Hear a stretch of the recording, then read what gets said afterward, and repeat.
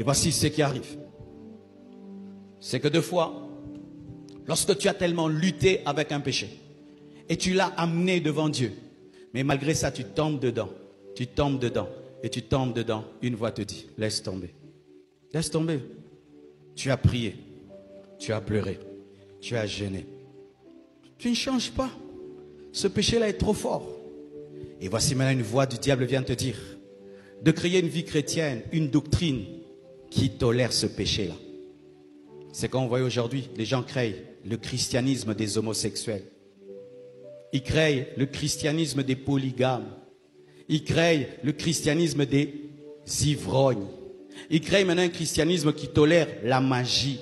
Ils créent un christianisme qui tolère les idoles. Ils créent un christianisme qui tolère la mondanité. Pourquoi? Ils ont tellement lutté contre le monde, ils n'arrivent pas. Ils disent non, on ne peut pas changer.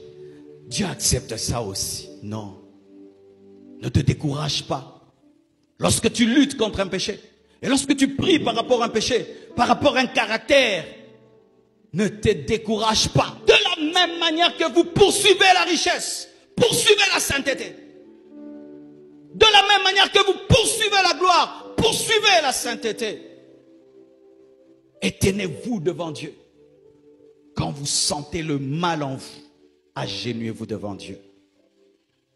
Pour qu'il puisse mettre le doigt sur le problème. Lorsqu'Ésaïe est venu dans la présence de Dieu, il a vu les séraphins. Waouh!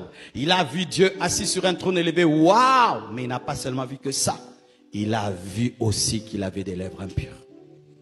Ton problème, c'est que tu te concentres sur les séraphins.